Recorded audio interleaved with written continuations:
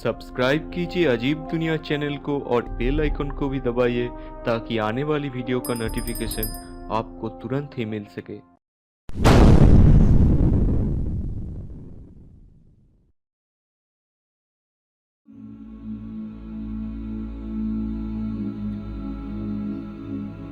दोस्तों, एक वक्त था जब हम मानते थे पृथ्वी यूनिवर्स के बीच में मौजूद है और पृथ्वी को केंद्र करके सूरज और बाकी के ग्रह, उपग्रह और सभी खगोल पिंड घूम रही है। लेकिन जैसे जैसे समय बीतता गया और विज्ञान का विकास होने लगा, वैसे वैसे हम जान पाए सूरज की चारों ओर पृथ्वी और बाकी के ग्रह घूम रही है। हर किसी इंसान के मन में कभी न कभी ये सवाल जरूर आई है, हमारी इस विशाल सोलर सिस्टम का आखिरी छोर कहाँ तक है। टेलीस्कोप के खोज के बाद वैज्ञानिक ये जानने में सक्षम हो पाया है कि इस सोलर सिस्टम का अंत कहाँ है। नमस्कार दोस्तों, मैं हूँ जीत। अजीब दुनिया की आज की एपिसोड में चलिए चलते हैं यूनिवर्स की एक छोटे से सफर पर और देखते हैं हमारी सोलर सिस्टम कहाँ खत्म होती है। सफर की शुरुआत में आपको बता दें, अभी तक सिर्फ पृथ्वी पर ही जीवन का प्रमाण मिला है। पृथ्वी के अलावा किसी भी ग्रह पर जीवन होने की कोई ठोस प्रमाण अभी तक हमें नहीं मिला। चलिए शुरू करते हैं आज की सफर। सबसे पहले आती है हमारा सूरज, जो हमारी सोलर सिस्टम का इकलौता तारा है।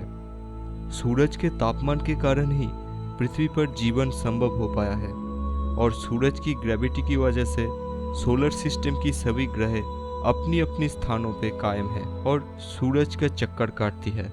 सोलर सिस्टम के सबसे पहली ग्रह है मरक्यूरी यानी बुध ग्रह, जो सूरज के सबसे नजदीक मौजूद है। बुध की सतह 35 किलोमीटर चौड़ी क्रस्ट से निर्मित है। टेलीस्कोप से देखने पर इसकी सतह बिल्कुल चांद की तरह दिखाई देती है, जो साबित करती है ये प्लेनेट लाखों अरबों सालों से बेजान पड़ा हुआ है। 1974 में मैरिनर 10 नामक एक अंतरिक्ष यान को बुध पे भेजा गया था और 2004 में नासा ने मैसेंजर नामक एक सैटेलाइट बुध पे भेजा। मैसेंजर द्वारा भेजा गया तस्वीरों की मदद से बुध ग्रह की 50% मैप बन चुकी है, लेकिन सूरज की नजदीक होने के कारण बाकी के 50% हिस्से की मैप बना पाना अभी तक संभव नहीं हुआ। बुध ग्रह के बाद आती है शुक्र, जिसकी बनावट बिल्कुल पृथ्वी की तरह ही है। शुक्र ग्रह एसिड के एक मोटे बादल से हमेशा ढकी रहती है। इस कारण से शुक्र की सतह पृथ्वी से दिखाई नहीं देती, लेकिन 1962 में भेजा गया मैरिनर 2 की मदद से वैज्ञानिकों ने शुक्र की सतह के बारे में जान पाया है। शुक्र की सतह पर अनगिनत ज्वालामुखी है।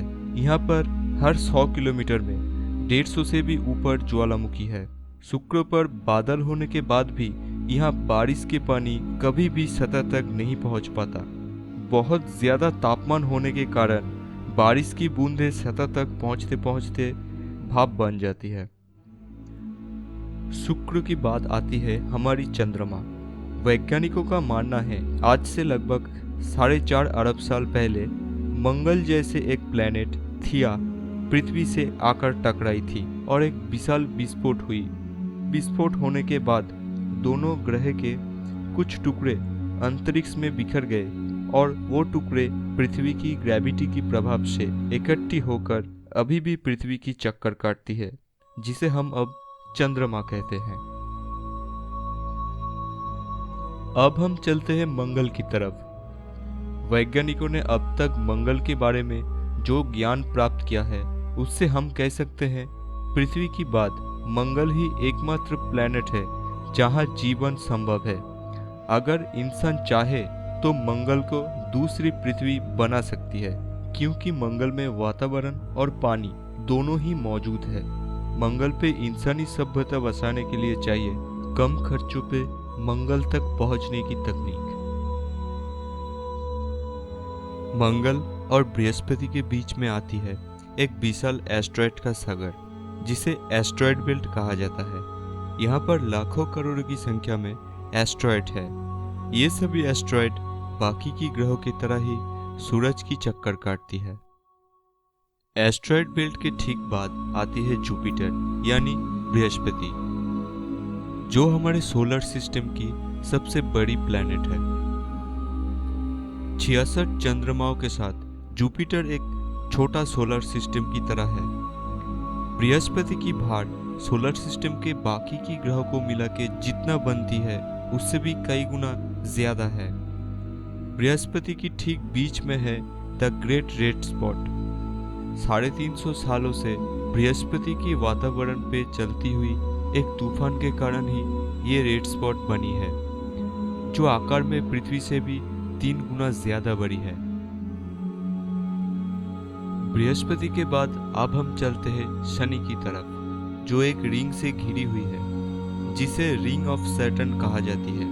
ये रिंग शुक्र की चारों ओर फैली छोटे बड़े लाखों उल्काओं ने मिलकर बनाई है, जो शुक्र से लाखों किलोमीटर तक फैली हुई है।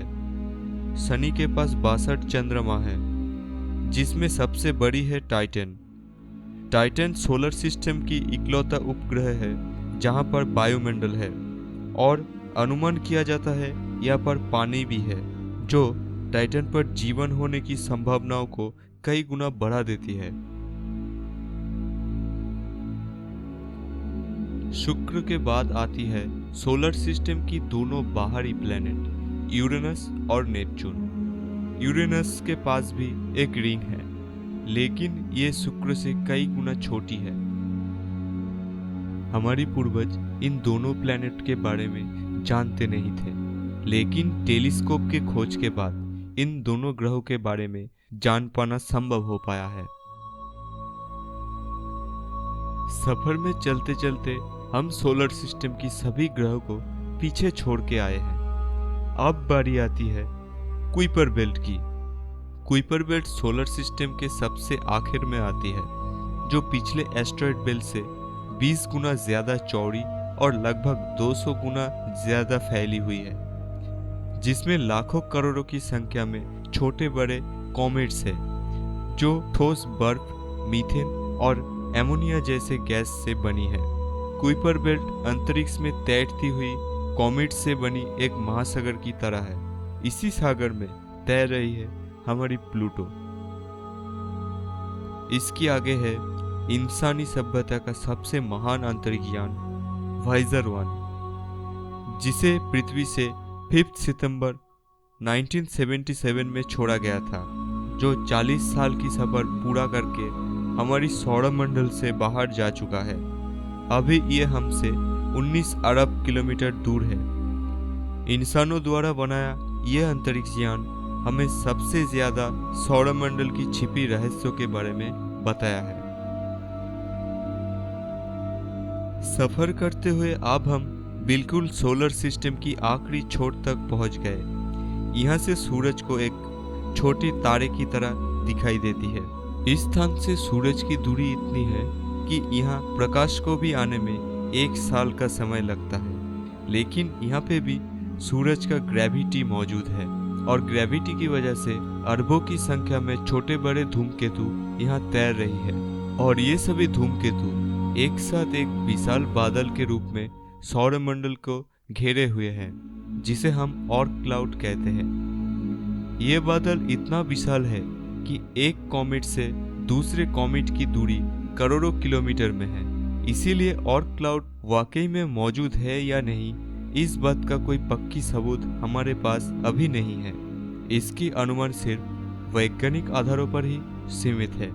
माना जाता है ये बादल हमारी सोलर सिस्टम की गुरुत्वाकर्षण सीमा पर है, जिसके बाद सूरज का ग्रेविटी खत्म हो जाती है। यहाँ पर आके हमारी सोलर सिस्टम का अंत होता है, लेकिन हमारा सफर अभी खत्म नहीं हुआ। आगे और भी रोमांचक यात्रा बाकी है। आज हम सौरमंडल की आखिरी छोर तक पहुंच गए और नेक्स्ट एपिसोड में हम जाएंगे ब्रह्मांड की आखिरी छोर तक, जानेंगे हमारी ब्रह्मांड के रहस्यों के बारे में। नेक्स्ट एपिसोड की अपडेट के लिए जल्दी से चैनल को सब्सक्राइब कीजिए और साथ ही बेल आइकन पर भी क्लिक कीजिए, ताकि आने वाली वीडियो का नोटिफिकेशन आपको तुरंत ही मिल सके। आज के लिए बस इतना ही। मिलते हैं नेक्स्ट एपिसोड पे। तब तक के लिए नमस्कार।